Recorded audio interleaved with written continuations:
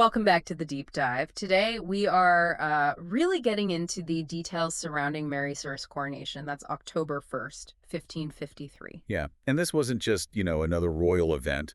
It was genuinely groundbreaking for England. Because she was the first queen regnant, the first woman ruling in her own right to be crowned. Exactly. And while the official line, the Chronicles, they talk about following ancient precedents, well, our research shows that's not quite the full picture. Ah, so they were fudging it a bit. Pretty much. They were mostly adapting rituals meant for queens consort, the wives of kings. Hmm. So Mary's team, they had to get creative. They were essentially uh, inventing or repurposing how a woman takes sovereign power.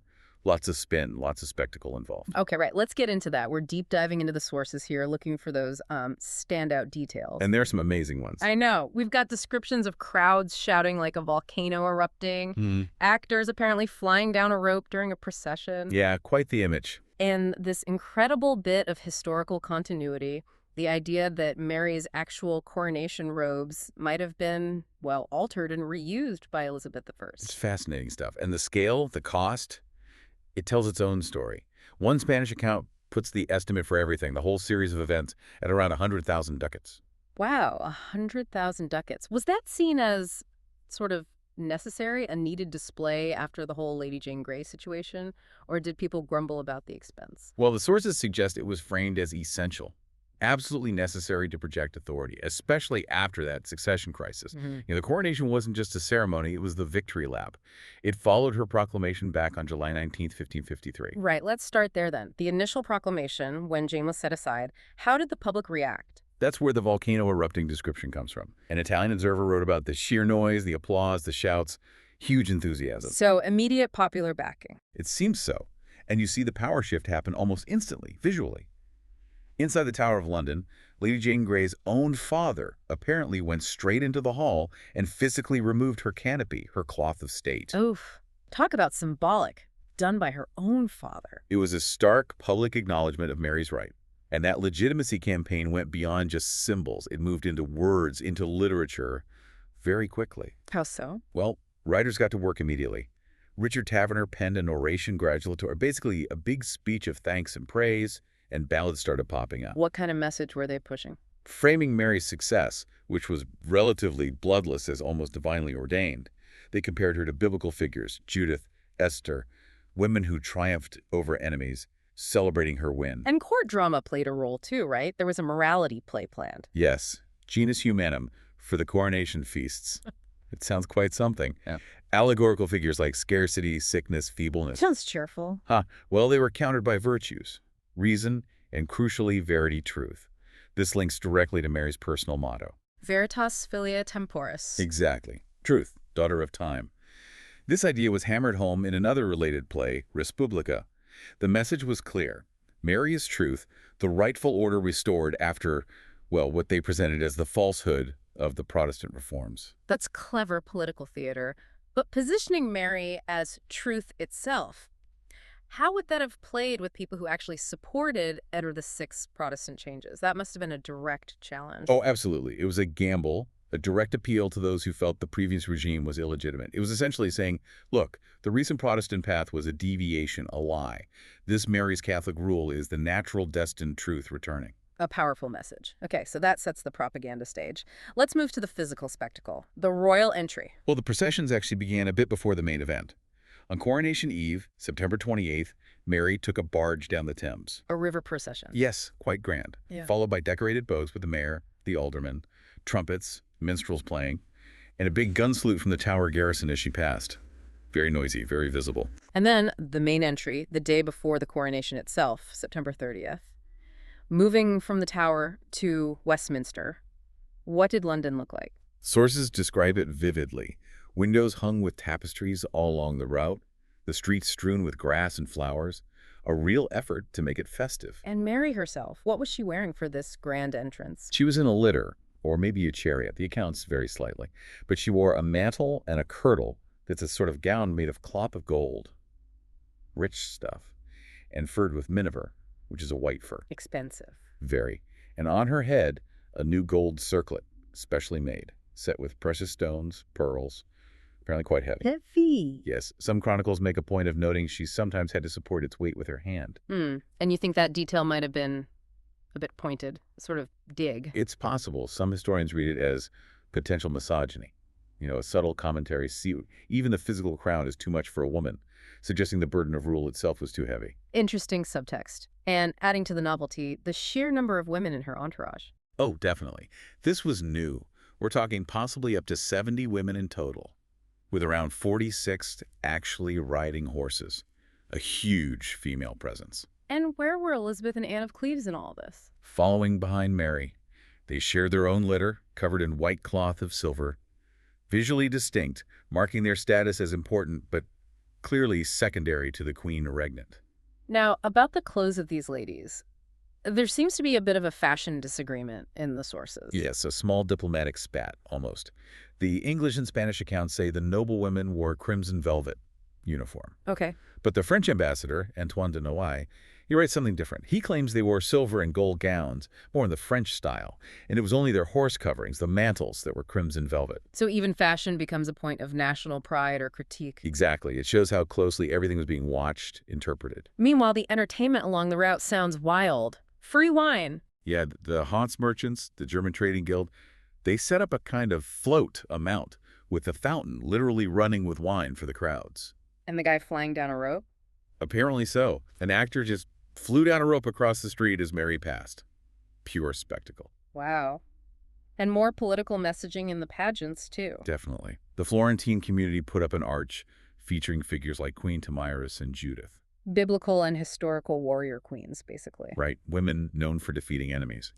A very clear nod to Mary's own recent victory over her rivals, celebrating female power, specifically her power. Then there's that curious incident at Aldgate with the children from Christ's Hospital.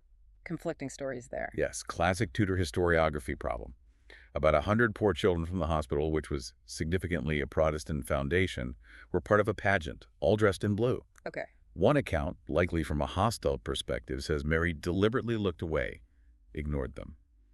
A snub to the Protestant charity. But there's another version. Completely different. Another source says she listened very attentively, appreciatively, to an oration given by one of the boys. And that boy, a young Edmund Campion. The Edmund Champion, later the Jesuit martyr. The very same. So you have these two totally contradictory reports, likely colored by the religious views of whoever was writing. It perfectly captures the tensions of the time. Yeah, it really does. Okay, let's move to the main event. The coronation itself. Westminster Abbey, October 1st. Right. As Mary processed into the Abbey, the key symbols were there. 3 naked swords carried before her. Representing. Spiritual justice, temporal justice, and the third one, the curtana. That's the one with the blended tip. It symbolizes mercy, carried by the Earl of Derby. And the recognition, the moment she's formally presented. Crucial moment. She was led to St. Edward's chair, which was placed up high on a specially built platform, a scaffold or mount. Stephen Gardiner, the Bishop of Winchester, who was officiating, presented her to the people at each of the 4 corners. And the crowd. They shouted their approval. God save Queen Mary. It was that necessary public acclamation, loud and clear. Then comes the most sacred, and in this case, most politically charged part, the anointing. Absolutely critical, and deeply symbolic of the religious shift. Mary actually withdrew behind curtains into a private space called a traverse. To change. To be partially undressed, yes. She put on a specific garment, the clobium cendonis. It's a simple, sleeveless white linen or silk shift, worn only for the anointing itself. Then Bishop Gardiner anointed her. But the oil itself was a huge issue, wasn't it? A massive issue. The holy oil left over from Edward VI's Protestant coronation was considered, well, unhallowed, invalid, tainted from their perspective. So they couldn't use it? No way. They had to get new, properly consecrated Catholic holy oil. It was specially obtained from the Bishop of Arras, sent over via the imperial ambassador. So getting new oil was literally a ritual purification, wiping away the Protestant rite. Precisely. It was a physical act mirroring the intended religious reversal for the whole kingdom. A profound statement embedded in the ritual.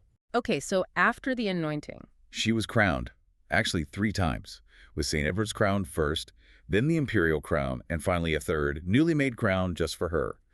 She was given the coronation ring, bracelets too, and the scepters. Plural. Scepters. Yes.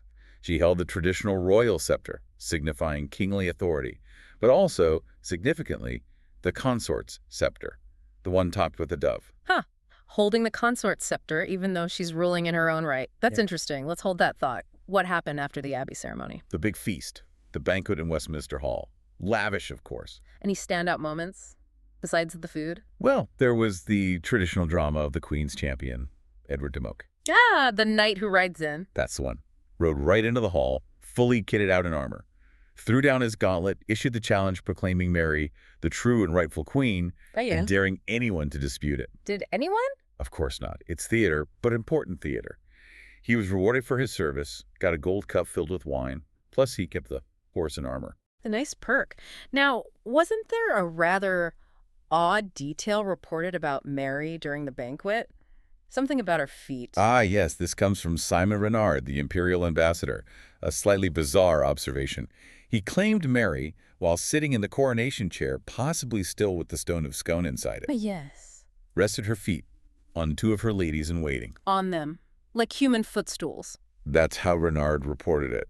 Now, was it a misunderstanding? Was he describing some actual object? Or is it a real, rather startling display of personal dominance? We don't know for sure, but the image is, well, memorable. Definitely memorable. Supreme authority indeed.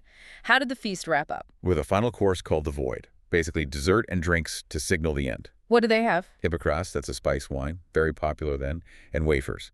After that, Mary washed her hands, shared a ceremonial drink with the mayor of London from a gold cup, and that was pretty much it for the banquet. It all sounds incredibly elaborate. Which brings us back to the cost, and specifically the cost of the clothes. Exactly. That 100,000 ducat figure wasn't just for food and entertainment. The fabrics alone were hugely expensive. We know Mary paid for the really key items like that main mantle and kirtle, the purple velvet ones used in the Abbey, from her own money, her personal purse. Purple velvet, right. Yeah. And this is where that fascinating connection to Elizabeth comes in, the reused clothes. This is the brilliant discovery, or proposal, by the costume historian Janet Arnold. She meticulously tracked the wardrobe accounts. And she found. She proposed that those main coronation garments of Mary's, the purple velvet mantle and kirtle, weren't just stored away, they were actually altered. Altered? By who? By the royal tailor, a man named Walter Feisch, and then reused by Elizabeth I for her own coronation just 6 years later in 1559. No way. So Elizabeth was crowned in her sister's altered robes. That's the argument, a tangible link between these two very different reigns, literally woven into the fabric of state. And apparently some of Mary's other old heavy gowns were even used later as costumes in plays put on by Elizabeth's household. Nothing went to waste. Incredible. So, summing up, Mary I's coronation was this extraordinary mix, wasn't it? Part political necessity, part sheer improvisation, all designed to cement the power of England's first crowned queen, Regnant. Absolutely. A masterclass in using tradition, spectacle, even fashion to navigate uncharted territory. And it's all captured in these amazing details, from diplomatic reports to, well, wardrobe accounts. A blend of the ancient and the absolutely novel. Which brings us back to that intriguing detail we flagged earlier, the scepters. Mary, the sovereign queen, ruling in her own right, holding the royal scepter, but also the consort scepter, the one with the dove. Yes. So here's something for you, our listeners, to think about. Why? Why would Mary, at the very moment she's asserting her unique, unprecedented sovereignty, choose to include a symbol traditionally associated with a secondary figure, the queen consort? Was it perhaps a deliberate choice? A way to manage the anxieties around female rule by subtly referencing a more familiar female role, leaning on a known female precedent, even a secondary one, to navigate the uncertainties of being the first. Did it signal something about how she or her advisors viewed the nature of her queenship? Still perhaps needing that echo of the traditional feminine role alongside the assertion of power. It certainly suggests the path to female sovereignty wasn't straightforward. It was complex, layered, and maybe paved with a bit more than just gold and velvet, something to mull over. A perfect, provocative thought to end on.